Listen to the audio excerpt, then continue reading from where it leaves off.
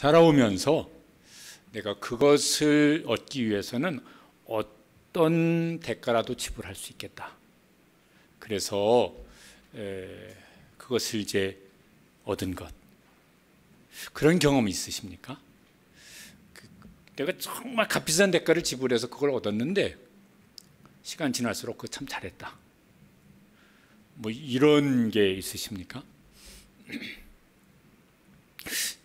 내가 그게 나한테 너무 귀한 것이라서, 그게 나한테 정말 가치 있는 것이라서 내가 그것을 얻기 위해서는 뭐 어떤 대가라도 지불할 수 있겠다, 이런 마음으로 살면 그것도 근사한 삶일 것 같아요. 근데 이제 시간 지나고 나서 그거 참 후회스럽다 이러면 곤란하겠지만은, 시간이 지나도 야, 그렇게 하길 참 잘했다 그러면요 굉장히 멋진 삶이 될 수 있을 것 같습니다. 근데 그런 게 이제 얼마나 있을까? 이후에라도 나는 그것을 얻을 수만 있다면은 어떤 대가라도 지불할 수 있겠다, 그런 게 있다면은 그 삶이 얼마나 이렇게 근사하게 만들어져 가지 않을까? 하나님은 그러신가? 그러세요. 하나님은 하나님이 원하시는 것을 얻기 위해서 모든 걸 다 잃더라도 그것을 얻기 위한 노력을 계속해 나가십니다. 그게 성경 이야기입니다. 창세기부터 요한계시록까지는 그런 이야기입니다.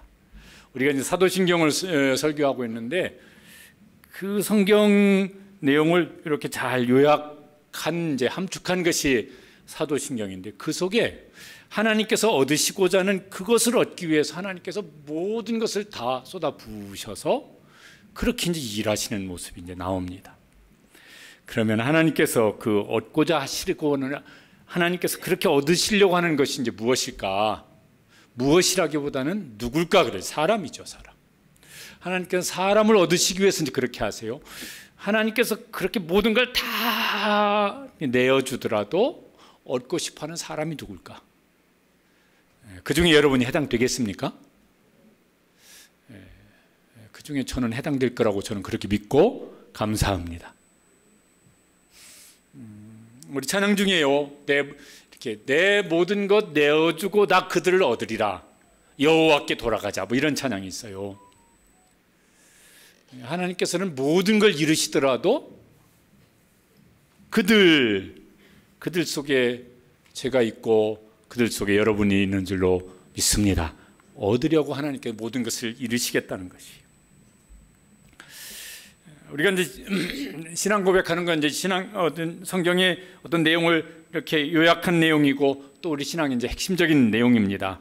그리고 이제 예배 때마다 우리가 그걸 이제 고백을 합니다. 근데 고백 속에는 이제 이런 마음으로 고백을 하는 것이 좋을 것 같아요. 하나님께 고백을 합니다. 하나님, 저에게 하나님은 이런 분이라고 제가 믿습니다. 그래서 저는 이렇게 예배하고 있고 이렇게 살아가고 있습니다. 그 고백 속에는 이제 예배도 있고 그의 삶의 모습도 이제 함께 이렇게 다 있어야 되는 것이죠. 자기 자신에게도 이제 고백할 때마다, 왜 그 고백을 내가 입술로 하면 내 귀도 듣고 있으니까, 그러면 자기 자신에게도 고백을 하는 거예요. 나는 이런 믿음을 가지고 있는 사람이지. 그러니까 나는 이런 소망이 내게 있지. 그러니까 나는 이렇게 살지. 그렇게 해야지. 이러면서 이제 고백을 할 때마다 이게 이제 내 속에 이렇게 더 분명해지면 참 좋을 것 같아요. 고백할 때 교회가 이제 함께 예배 시간에 고백을 하니까 교회 공동체가 이제 고백을 합니다. 그러면서 너도 우리가 이런 믿음을 가지고 지금 이런 소망을 가지고 이렇게 살아가는 사람이다. 그게 그 고백 속에 서로를 격려하는 이제 그런 힘도 있었으면 좋겠습니다. 그동안 이제 사도신경을 이렇게 쭉 설교를 했습니다. 오늘 이제 마지막인데 설교한 것을 다 기억하는 것은 저도 잘 안 되는 일이니까 어렵지만은, 근데 이 설교한 내용이 우리가 신앙생활하면서요 수없이 들은 내용들이에요. 그래서 그냥 생각을 꼭 설교 내용과 연관시키지 않더라도 이제 우리가 이제 알 수 있는 내용들입니다. 한번 잘 이렇게 사도신경 신앙 고백하면서 그냥 빠른 속도로 이렇게 쭉 고백해 나가는 것이지만은 그 속에, 그 짧은 순간 속에 의미를 좀 잘 담아가지고 한번 이제 고백을 해봤으면 좋겠습니다. 이게요, 눈을 뜨고 하면은 뭐 자꾸 이게 거기에다 신경을 이렇게 빼앗기기 쉬워서 우리 하던 대로 눈 감으시고 잘 이게 암송이 안 되어집니다. 그러면 아마 자막 띄워주면 그거 보시고, 한번 우리 사도신경 신앙 고백을 다시 한번 해보시겠습니다. 전능하사 천지를 만드신 하나님 아버지를 내가 믿사오며 그 외아들 우리 주 예수 그리스도를 믿사오니 이는 성령으로 잉태하사 동정녀 마리아에게 나시고 본디오 빌라도에게 고난을 받으사 십자가에 못 박혀 죽으시고 장사한 지 사흘 만에 죽은 자 가운데서 다시 살아나시며 하늘에 오르사 전능하신 하나님 우편에 앉아 계시다가 저리로서 산 자와 죽은 자를 심판하러 오시리라. 성령을 믿사오며 거룩한 공예와 성도가 서로 교통하는 것과 죄를 사하여 주시는 것과 몸이 다시 사는 것과 영원히 사는 것을 믿사옵나이다. 아멘.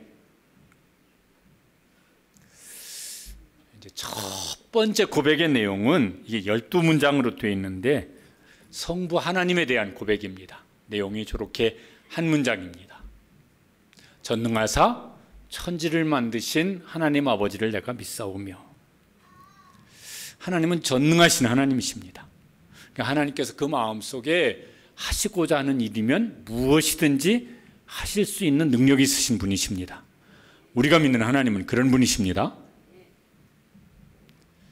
그래서 천지 만물을 하나님이 생각하신 대로 계획하신 대로 만드십니다. 그 중에 하나님이 제일 마음속에 생각하시고 계획하시고 만든 피조물이 있는데 그게 뭡니까? 사람입니다. 사람을 만들 때는 뭐라고 하시냐면은 우리가 우리의 형상을 따라 우리의 모양대로 사람을 만들고, 그래서 하나님의 형상을 닮은 존재로 사람을 만드셨습니다. 그 사람에게 복을 주시고, 에덴 동산, 에덴의 뜻이 무엇이죠? 기쁨이에요. 하나님과 함께하는 기쁨을 마음껏 영원히 누릴 수 있는 그런 관계로 하나님께서 사람을 지으셨습니다. 하나님께서 이제 원하신 소원이었습니다. 그리고 그대로 하셨습니다. 그런데 사람이 하나님을 거부합니다. 불순종하고 거역합니다. 그래서 하나님과의 관계가 끊어져 버립니다. 그 에덴 기쁨, 하나님 주시는 기쁨의 동산, 그 기쁨의 자리에서 쫓겨나 버리고 맙니다. 그 다음부터 뭐냐면은 사람이 자기 욕망을 채우면서 얻는 기쁨을 추구하며 살기 시작합니다. 그러면서 온갖 갈등들이 생겨나고 다툼들이 생겨나고 그렇게 이제 되어집니다. 그런데 전능하사 천지를 만드신 하나님께서 우리 아버지가 되기를 원하세요. 하나님의 아버지가 되신다고 하는 말은 우리는 이제 뭘 삼으시겠다는 겁니까? 자녀를 삼으시겠다는 것입니다. 근데 이게 그냥 가만히 있으면 저절로 되는 거냐? 아니에요. 그래서 하나님께서 이제 그 일을, 하나님은 아버지시고 그리고 우리는 자녀가 되기 위해서 하나님께서는 일하기 시작하십니다. 그게 이제 그 다음 신앙 고백에 쭉 나오는 내용들입니다. 뭘 하냐면은 하나님의 그 외아들은 하나님의 외아들을 세상에 보내십니다. 그 하나님의 외아들이 성경의 다른 표현으로 독생자예요. 그 말이 무슨 말이냐면은 하나님의 외아들, 하나님의 독생자란 말은 하나님과 아주 특별한 관계에 있는데 그분이 곧 누구냐면 하나님이시란 말이에요. 사람은 우리의 그리스도, 메시아, 구원자가 될 수 없어요. 여러분, 제가 만일 여기 설교하면서 여러분, 담임 목사인 제가 여러분의 구원자입니다. 그러면 여러분 어떻게 해야 되겠습니까? 얼른 즉시 저를 저 병원으로 실어가든지, 제가 계속 아니고 여기서 말하고 있으면 얼른 서산교회로 가든지 남산교회로 가셔야 됩니다. 말이 안 되는 소리예요. 우리 중에 누가 어떤 분이 막 기도를 막 무슨 40일 금식 기도를 하고 와서 제가 간증 좀 하겠습니다. 오늘부터 제가 여러분의 구원자입니다. 예, 그분은요 얼른 병원으로 모시고 가는 게 제일 나아요. 사람은 누구도 구원자가 될 수 없어요. 그래서 하나님이 그리스도, 메시아, 구원자가 되셨습니다. 그거 되시도록 하나님께서 지금 계획을 세우시고 지금 일하시기 시작하시는 거예요. 그리고 그분이 우리의 주가 되시도록, 내 인생의 주인이 되어주시도록, 내 인생의 주권자가 되시도록, 예수 그리스도께서 우리의 주가 되신다면은 그것처럼 다행스러운 일이 없을 거예요. 평생 다행스러운 일이고 영원히 다행스러운 일일 거예요. 우리에게 각자 주가 있을 거예요. 그렇게 표현하지는 않더라도 사람이 됐든 어떤 일이 됐든 물건이 되어졌든 내 인생을 지금 끌고 가고 그렇게 좌지우지하는 것이 그게 이제 주일 텐데, 여러분 그 주인 믿을만 합니까? 안심이 되어집니까? 괜찮습니까? 걱정 없습니까? 그런데 이제 그렇게 우리의 구원자가 되시고 우리의 메시아가 되시려고 세상에 오세요. 근데 어떻게 오시냐면 그게 이제 그 다음 신앙 고백입니다. 같이 읽어보시죠. 이는 성령으로 잉태하사 동정녀 마리아에게 나시고. 저것도 아주 특별하게 오세요. 성령으로 잉태되셨어요, 예수님이. 사람 중에는 그런 사람이 없잖아요. 그리고 누구 동정녀는 뭐예요? 남자와 성관계를 가져본 적이 없는 처녀를 가리키는 말이에요. 성령으로 잉태되셔서 처녀에게서 태어나셨습니다. 저게 도대체 무슨 소리일까? 사람을 통해서 오면은 성경에 있는 말씀대로 아담의 후손으로 오는 거예요. 그러면 다 죄인이에요. 죄인인 사람이 다른 사람의 죄를 대속할 수가 없어요. 왜? 자기가 죄인인데 자기 죄로 인해서 죽게 되어지고 죄의 형벌을 받을 텐데 누구 죄를 대신하겠어요? 그래서 하나님께서 우리를 구원하시기 위해서 아주 특별하게 하나님이 사람이 되시는데 죄 없으신 사람으로 세상에 태어나게 하십니다. 그게 이제 성령으로 잉태하사 동정녀 마리아에게 나신 거예요. 하나님의 지혜죠. 하나님의 아주 특별한 지혜입니다. 그렇게 세상에 오신 예수님이 이제 무엇을 하시느냐? 그 다음 고백이죠. 같이 읽으시죠. 본디오 빌라도에게 고난을 받으사 십자가에 못 박혀 죽으시고. 본디오 빌라도는 예수님 당시 로마 총독입니다. 그러니까 예수님이 세상에 오시고 고난당하시고 죽으신 것이 가상의 이야기가 아니라 그건 역사적인 사건이고 그건 역사적인 실제라는 것이에요. 예수님이 세상에 오셔서 하신 일이요, 대표적으로 한 가지를 꼽으면 죽으신 거예요. 십자가에서 죽으신 거예요. 하나님이 사람이 되셔서 세상에 오셔가지고 십자가에서 죽으셨습니다. 여러분, 예수님이 십자가에서 죽으실 때 죄인이셨습니까? 의인이셨습니까? 이거 제가 한 번씩 여쭤보는데, 여러분 예수님이 십자가에 못 박혀 죽으실 때 죄인이셨습니까? 의인이셨습니까? 둘 중에 하나라니까요. 죄인이셨습니까? 의인이셨습니까? 이거 중요한 일인데 혼란스러우면 안 됩니다. 죄인이셨어요. 예수님이 의인으로 십자가에 죽으셨다면 우리의 구원과는 아무 상관이 없는 분이 될 거예요. 예수님은 죄가 없으신 분이세요. 그런데 세상 죄를 짊어지시고 내 죄를 짊어지시고 세상 죄를 짊어지신 어린 양이 되셔서 예수님이 십자가에서 죽으셨습니다. 그래서 그 죄의 형벌을 받으신 거예요. 죄의 심판, 죄의 저주를 받으신 것이에요. 그래서 예수님이 십자가에서 못 박혀 죽으셨습니다. 그러니까 저 고백을 할 때마다요, 우리 속에는 온갖 죄악들이 얼마나 심각한 것인지를 이제 우리가 이렇게 기억하고 생각하고, 이것 때문에 우리 마음이 하나님 앞에서 아프고 막 이런 것들이 일어나야 이제 되어집니다. 그런데 죽으시고 끝났느냐면은, 죽으시고 끝났더라면요, 우리의 구원이 이게 또 이제 이루어질 수 없는 구원이 될 것이에요. 예수님이 죽으시고 그 다음에 무슨 일을 하셨냐면 그 다음 고백입니다. 함께 읽으시죠. 장사한 지 사흘 만에 죽은 자 가운데서 다시 살아나시며. 죽음을 이길 수 있는 사람이 없어요. 그렇죠? 세상에 어떤 별스러운 사람도 무슨 암을 이겼다, 그런 분들은 더러 계세요. 그래서 치료됐어요. 정말 그거 어떻게 견뎌내기 어려운 고난을 아주 불굴의 의지로 그걸 막 이겨내는 이런 분들이 계세요. 근데 죽음을 이겨내는 사람도 있습니까? 없죠. 예수님만이 죽은 자 가운데 다시 살아나셨어요. 하나님이 그렇게 하셨습니다. 왜 그렇게 하셨을까? 그게 이제 우리의 구원과 연결이 되어 있는 것입니다. 만약 예수님이 죽으심으로 끝나셨다면은 예수님 안에 있는 우리도 죽음으로 끝나는 거예요. 그런데 예수님께서 죽은 자 가운데서 죽음을 이기시고 부활하심으로 예수님을 믿는 사람에게 하나님께서 하시려고 하는 일이 뭐냐면은 예수님의 부활 생명을 그 사람 가운데 마치 씨앗처럼 DNA처럼 심어주셔서 그도 죽음을 이기고 살 수 있는 길을 열어주시고 문을 열어주시려는 것입니다. 그 다음에 예수님께서 이제 그냥 거기서 죽은 자 가운데 살아나셔서 그냥 영원히 세상에 계시는 것이 아닙니다. 그 다음에 이제 하신 일을 우리가 고백을 합니다. 그 다음에 하신 일이 뭐죠? 하늘에 오르사 하나님 우편에 앉아 계시다가, 하늘에 오르셨다는 말이 뭐죠? 저기 우주 공간 어디로 가셨다는 말이 아니라 하늘은 하나님이 계신 영광의 상태예요. 사람이 몸을 입고 세상에 오셨는데 다시 이제 뭐냐면은 하나님의 영광스러운 자리로, 그 자리로 다시 이제 컴백을 하신 거예요.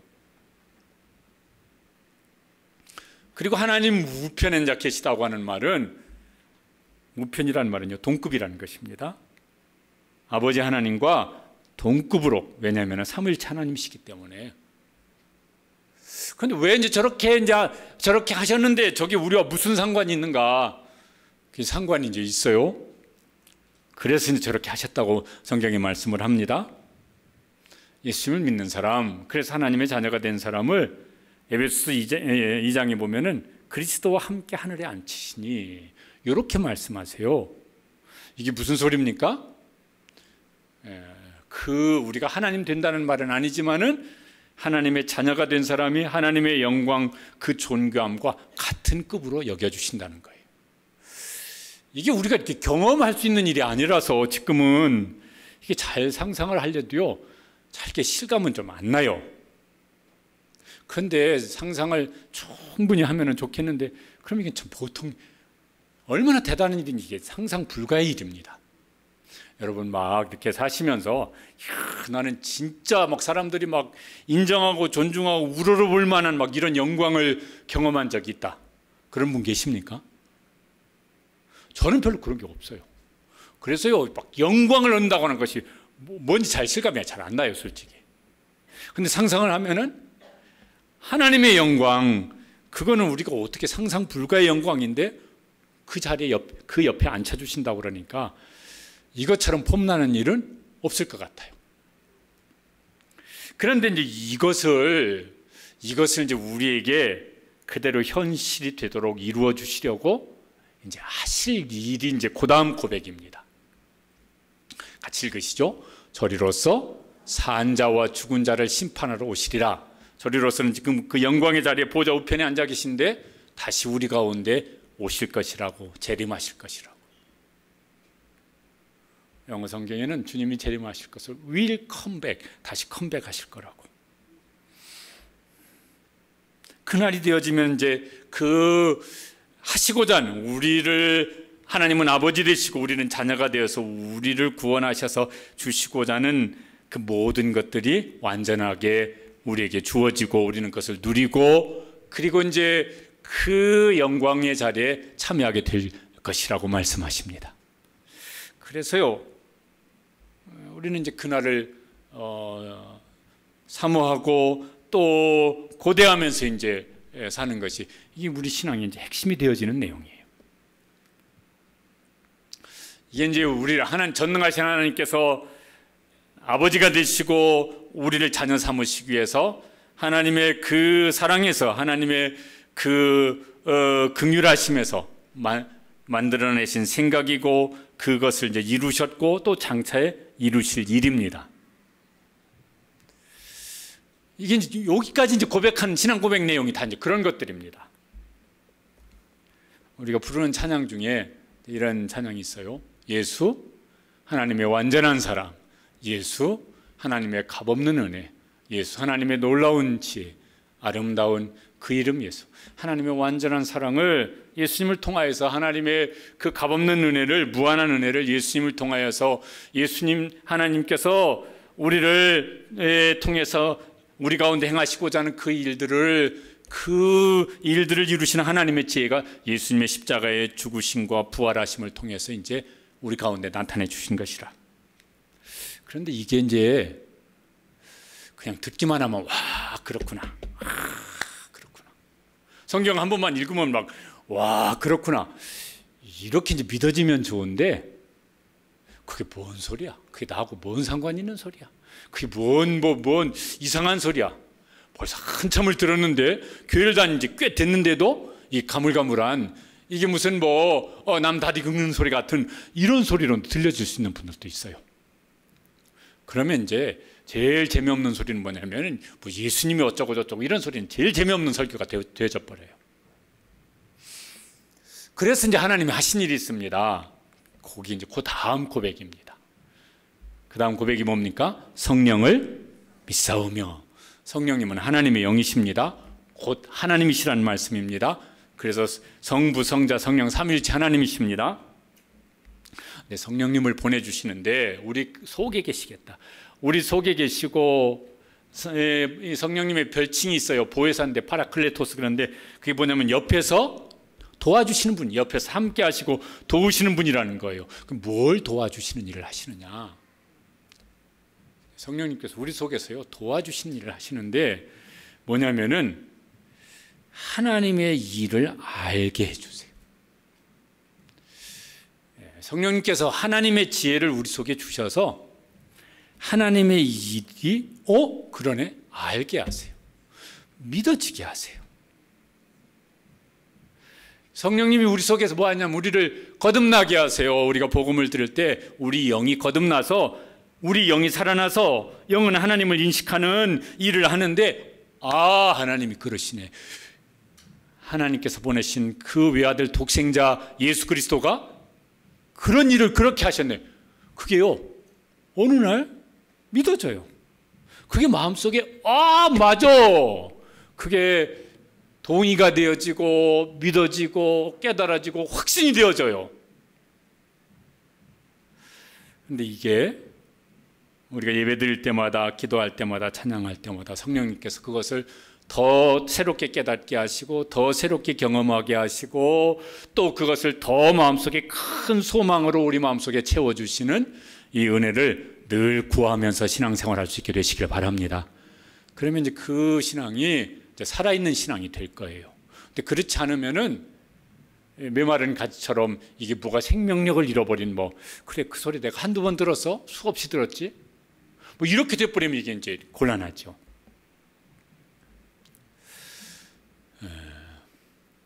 그래서요 우리가 늘 성령님께서 우리 속에 충만히 계시기를 사모하고 깨닫게 하시고 확신케 하시고 소망하게 하시고, 그래서 그 소망을 붙잡고 견디게 하시고 버텨내게 하시고, 그 소망이 나한테인데 이것쯤이 뭐가 걱정이냐, 이럴 수 있는 새 힘을 주시기를 사모하면서 나가게 되시길 바랍니다.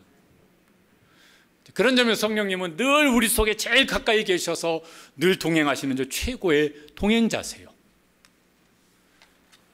우리 신앙생활의 생명력이 이제 늘 이게 막 살아있는 생명력 있는 신앙생활을 하려면 그래서 늘 성령 충만을 사모하고 그렇게 구하고 그렇게 이제 해야 되어지는 것이죠.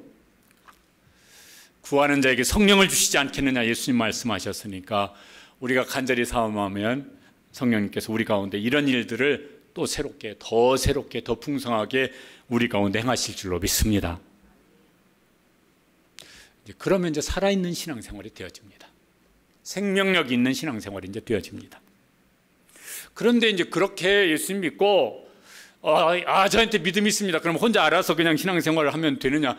이제 예수님은 그렇게 해서는 안 될 것을 아셔서 그 다음에 이제 고백하는 이제 저 일을 이제 행하셨습니다.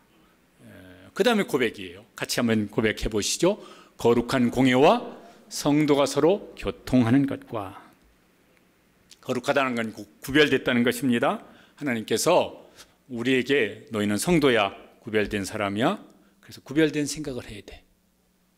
구별된 인생의 목적을 가지고 있어야 되고, 구별된 가치관을 가지고 있어야 되고, 구별된 삶의 태도를 가지고 있어야 되고, 그 다음에 뭐예요? 승질난다고 막 감정 요동치는 대로 하지 말고 구별된 감정을 가지려고 그러고.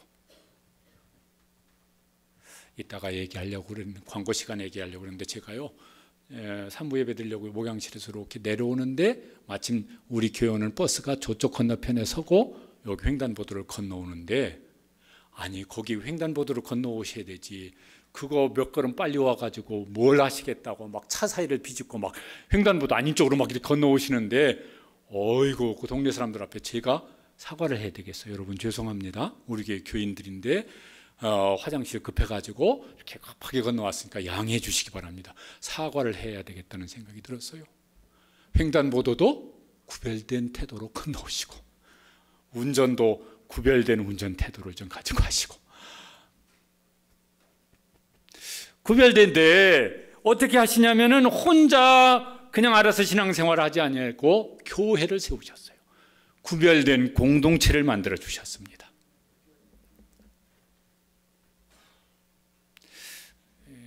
공회라고 하는 말은요, 공교회라는 말이고 이게 하나의 교회라는 말이에요. 이걸요, 그러면 이제 이렇게 생각하시면 좋겠어요. 하나님께서 보시면 다 하나님의 교회예요. 예수님께서 보시면 다 주님의 교회예요. 그러니까 그런 마음으로 보면은 시와 동산교회가 됐든 무슨 교회가 됐든 다 뭐예요? 다 주님의 교회고 다 우리 교회예요. 그런 마음으로 어디 지나가다가 교회 간판 보면 저기도 주님의 교회구나. 주님 저 교회 가운데도 은혜 주시고 저 교회도 복을 주시고 저 교회도 부흥케 하시고, 그렇게 속으로 생각이라도 한마디 하고 지나가게 되시기를 바랍니다. 이게 거룩한 공예라고 고백하는 사람들이, 성도들이 해야 될 일입니다. 그런데 이렇게 이제 모여 있는데요, 이게 이 안에 그냥 같은 공간에 앉아 있으면 이게 이제 무슨 한 가족이고 한 몸이 되지 않아요. 그래서 서로 교통하라고. 교통한다는 건 뭐예요? 오고 가는 거잖아요. 마음이 오고 가고, 기도가 오고 가고, 사랑이 오고 가고, 섬김이 오고 가고, 이렇게 이제 하도록. 그래서 함께 세워져 가야. 그러죠. 내가 누군가를 사랑할 때 나에게 사랑의 힘이 더 강해져요. 또 누군가 나에게 사랑을 베풀어 줄 때 내가 그 사랑의 힘으로 또 일어서요. 뭐 이거 사랑, 돌봄, 기도 이런 것이요, 서로 왔다 갔다 하는 사람이 많을수록 그 사람은 이제 그 신앙이, 삶이 견고해지고 풍성하게 되어질 것입니다. 그래서 주일 예배를 잘 드리는 것, 이건 하나님과 교통하는 것이고, 성도가 서로 교통하는 일을 위해서는요, 저기 목장 소그룹에 들어가셔서 내가 누군가를 기도를 하고, 기도를 받기도 하고, 사랑을 하기도 하고, 사랑을 받기도, 내가 누군가를 돌보기도 하고, 내가 힘들 때 누구한테 나 좀 내 손 좀 붙잡아 주세요, 손을 내밀기도 하고, 이 일을 잘 할 수 있게 되시길 바랍니다. 이게 이제 성경적인 신앙생활의 원리입니다. 그 다음에 고백하는 것은 이제 예수님께서 하신 것을 이제 우리가 실제로 경험하고 누리는 이제 고백이에요. 죄를 사하여 주시는 것. 하나님이요, 그냥 봐주시고, 뭐 그러면 어떻고 저러면 어떻고 그냥 봐줄게, 이렇게 용서하시는 분이 아니세요. 하나님은 공의의 하나님이세요. 그래서 죄는 죄대로 그 죄값을 물으시고 심판을 하세요. 그런데 어떻게 하셨냐면 그 공의를 누구에게 행하셨습니까? 십자가에 고난당하사 십자가에 못 박혀 죽으시고, 예수님께로 우리의 죄의 공의를 예수님께 내리시고, 우리에게는 뭐예요? 사랑을 부으셨어요.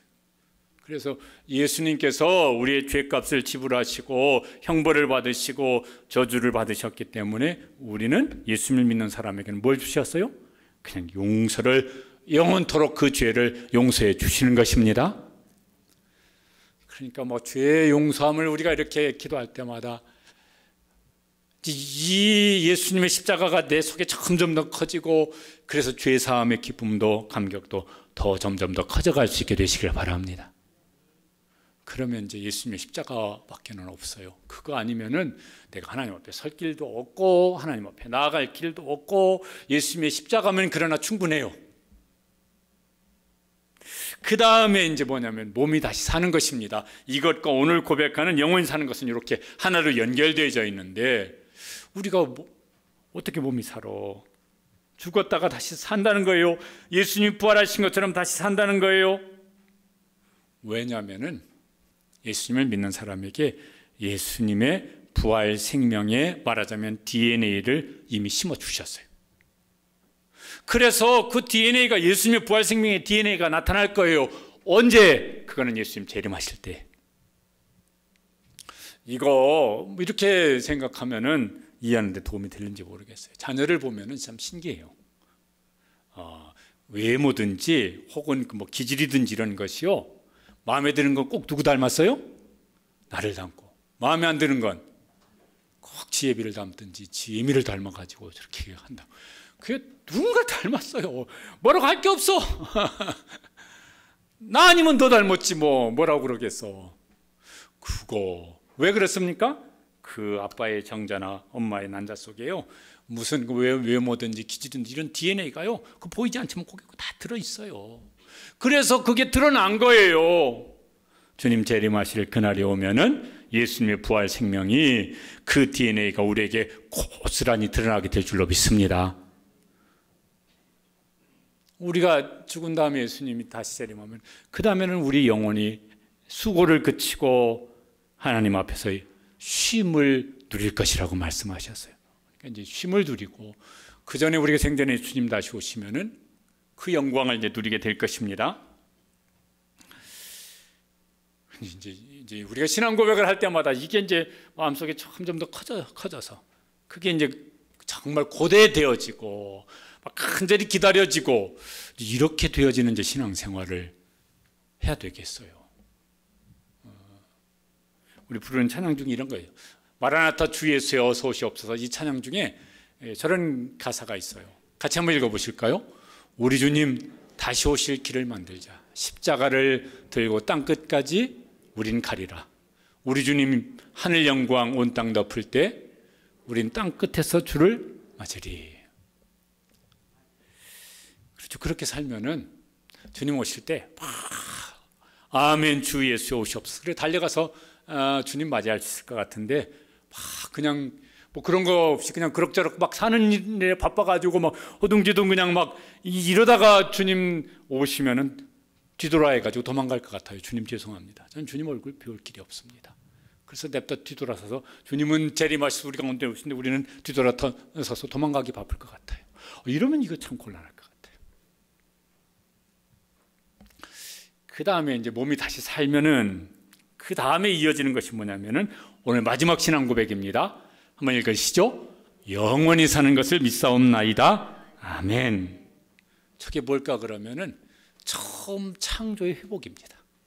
하나님과 영원히 함께 있는 것이고 하나님 주시는 기쁨, 하나님 주시는 행복을 다시 영원히 누리는 것이고, 그런데 그보다 훨씬 더 풍성한 수준으로 회복을 해주시는 일은 저 이제 영원히 사는 것이, 저 영원히 사는 영원한 생명을 누리면서 사는 것 속에 있습니다. 사람들이 죽으면서 예수님을 안 믿는 사람이라도 막 이런 말들을 하는 걸 이제 듣게 되어져요. 문상을 가면은 주문을 하면은 목사님이시죠. 뭐 거기 막 무슨 뭐요 절표시 막 해놓고 막 이런 거 해놓고도 우리 뭐 아버지가 혹은 어머니가 좋은 데 갈 수 있도록 목사님 모신 김에 기도 한번 해주시죠. 불교식으로 진행된다고 하면서도 그렇게 부탁받은 일이 여러 번 있어요. 하여튼 좋은 데 가서 좀 이렇게 편히 쉬었으면 좋겠다고. 아니 죽으면 끝난다고 실컷 말해놓고도 죽음 끝나고 그 다음 뭐가 있기를 원하는 이런 어떤 본능적인 욕구가 있습니다. 왜 그럴까? 전도서 3장 11절에 있는 말씀입니다. 같이 읽어보시겠습니다. 사람들에게는 영원을 사모하는 마음을 주셨느니라. 하나님이 영원하신 분이세요. 하나님 형상대로 사람을 만드셨어요.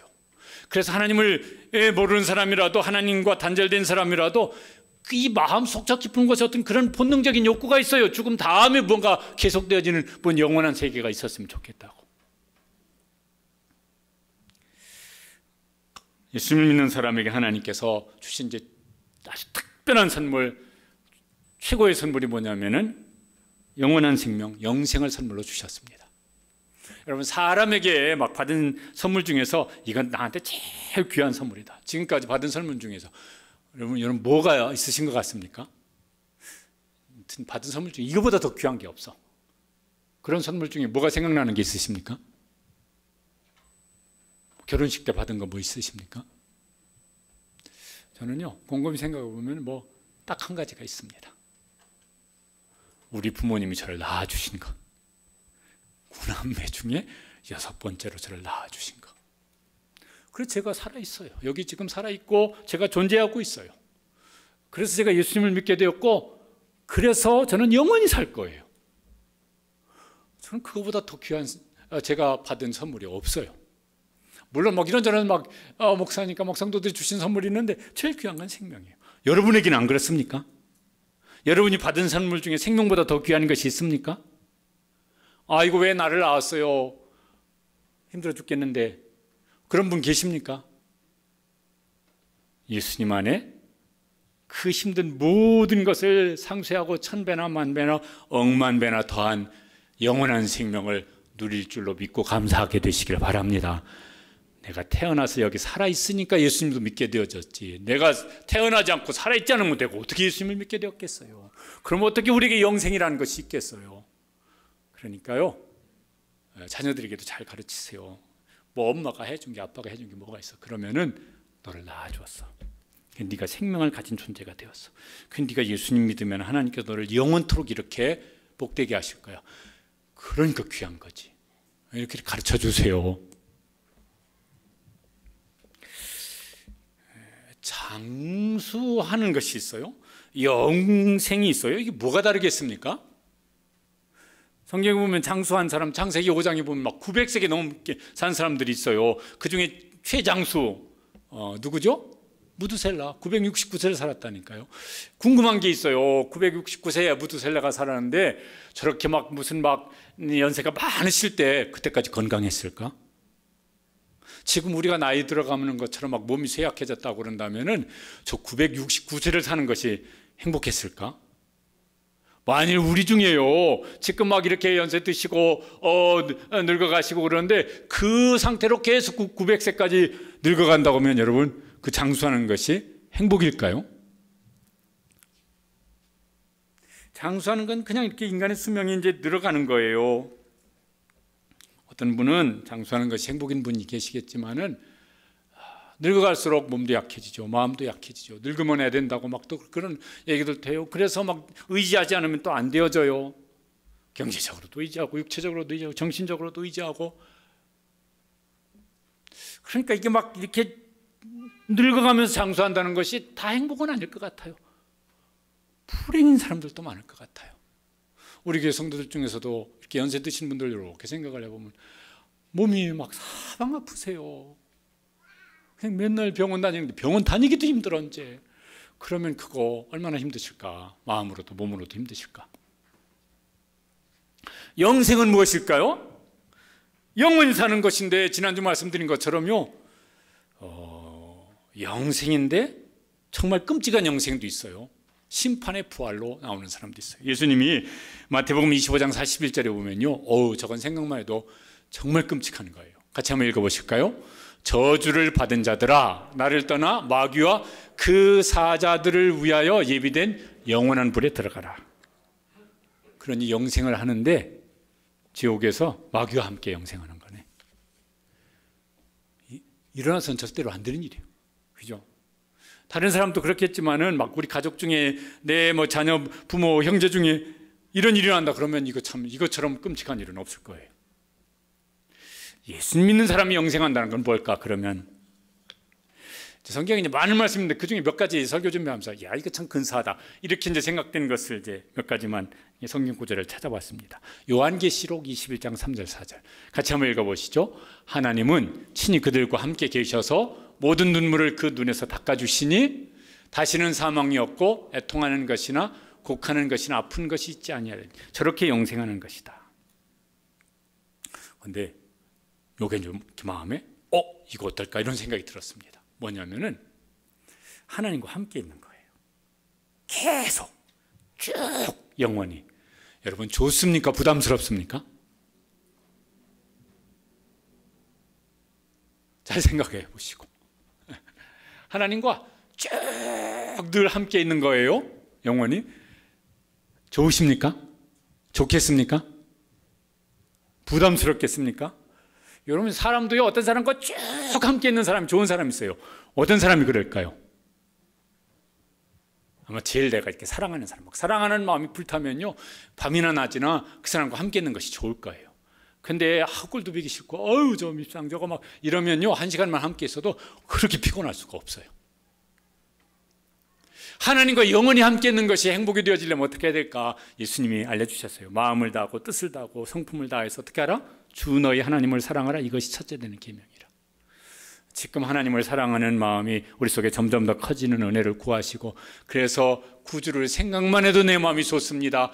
이런 기쁨을 지금 맛볼 수 있게 되시길 바랍니다. 그러면 사랑하는 하나님과 함께 늘 함께 있는 것이 얼마나 좋을까. 이게 기대가 커질 것 같아요.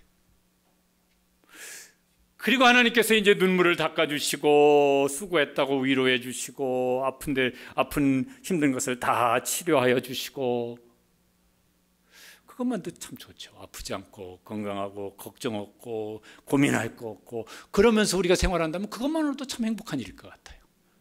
그걸 영원히 누리는 것이 뭐다? 영생이다. 마태복음 25장 21절에는 예수님 저런 말씀을 하셨습니다. 저것도 이제 마지막 때에 일어날 일인데 한번 읽어보시겠습니다. 그 주인이 이르되 잘하였도다 착하고 충성된 종아, 네가 적은 일에 충성하였음에 내가 많은 것을 내게 맡기리니 내 주인의 즐거움에 참여할지어다. 주님과 늘 함께 있는데 주님께서요, 날마다 착하고 충성된 종이다 주님이 칭찬을 해주세요. 내게 많은 것을 맡기니 날마다 주님께서 그에게 상을 주세요. 그러면서 주님께서 내 주인의 즐거움에, 주님의 즐거움에 날마다 우리를 참여시켜 주세요. 주님이 날마다 칭찬해 주시지, 날마다 상을 주시지, 날마다 주님께서 내가 충성된 주 너희 내 즐거움을 너에게 풍성하게 부어줄 테니까 그 즐거움을 누려. 그것을 영원히 누리는 것이 무엇이다? 영생이다. 얼마나 근사할까. 또 요한복음 17장 24절에 보면 이런 말씀도 예수님이 기도하신 것인데 한번 읽어보시죠. 아버지여, 내게 주신 자도 나 있는 곳에 나와 함께 있어 내게 주신 나의 영광을 그들로 보게 하시기를 원하옵나이다. 그때 주님께서 예수님을 믿는 사람, 내게 주신 사람들 나와 함께 있어서 내가 지금 누리는 영광을 그들도 보고 누리게 해 주시옵소서. 그 영광을 영원히 누리는 것이 무엇이다? 영생이다. 그게 얼마나 대단할지 이게 상상을 해도 저도 상상이 잘 안 되어져요. 구약 성경에 보니까 이런 말씀도 있더라. 이것도 얼마나 좋을까 싶어요. 이사야 11장 6절에서 9절에 보면 이런 말씀 있어요. 같이 한번 읽어보시면 참 좋겠습니다. 그때 이리가 어린 양과 함께 살며 표범이 어린 염소와 함께 누우며 송아지와 어린 사자가 살진 짐승이 함께 있어 어린아이에게 이끌리며 암소와 곰이 함께 먹으며 그것들의 새끼가 함께 엎드리며 사자가 소처럼 풀을 먹을 것이며 젖 먹는 아이가 독사의 구멍에서 장난하며 젖대는 어린아이가 독사의 굴에 손을 넣을 것이라. 내 거룩한 산 모든 곳에서 해됨도 없고 상함도 없을 것이니. 저게 무슨 소리입니까? 평화예요. 완전한 평화입니다. 성경에 있는 용어로 하면 샬롬이에요. 하나님과도 완전한 샬롬, 사람끼리도 완전한 샬롬. 지금은 막 사람끼리도 갈등도 하고 싸우기도 하고 막 전쟁도 하고 막 이런 일이 우리가 사는 동안에는 내내 있어요. 그런데 그날이 오면은 하나님과 평화, 사람과 완전한 평화. 저기 막 무슨 짐승과 사람 막 함께 어울리는 이것도 나요. 모든 피조물들이 완전한 평화를 누리는 것. 그것도 막 사랑하고 좋아하고 막 이래서 막 서로 함께하는 평화를 누리는 것인데 영생은 보다 그것을 영원히 누리는 것이다. 설교를 준비하는데 옛날에 무슨 대중가요 한 대목이 생각이 났어요. 저 사람은 무슨 마음으로 저런 가사를 지었을까 싶어요. 하루를 살아도 행복할 수 있다면 나는 그 길을 택하고 싶다. 여러분 혹시 저 노래 불러본 적 있으십니까? 정말 많이 불렸던 노래인 것 같아요. 저도 들었으니까. 그 행복을 원하는데 어떤 행복을 원하면은 하루라도 행복할 수 있으면 저렇게 살고 싶다고 그럴까? 영생은 뭐냐면은 하나님 주시는 최고의 행복을 영원히 누리는 것이 영생입니다. 사도신경 신앙 고백할 때마다 이 고백하는 것이 더 믿어지고 더 확신이 되어지고 깨달아지고 소망이 점점 더 커져서 그걸 지금 맛보며 누리며 감사하며 또 기대하며 살 수 있는 우리 모든 성도들 되시기를 주님의 이름으로 축복합니다. 그러면서 이제 한 가지를 잊지 않았으면 좋겠어요. 근데 혹시 가족 중에 내 가족 중에 혹은 자녀는 혹은 부모는 내 형제는 그 영생의 길로 가지 않고 반대길로 가고 있어요. 그럼 어떻게 해야 돼? 지금 이 일도 마음속에 나는 감사하고 소망하지만은 그를 안타까워하는 마음으로 품고 기도하고 영생의 길로 인도하는 길잡이들이 꼭 되어주시기를 바랍니다. 우리 함께 기도하시겠습니다. 기도하실 때 하나님,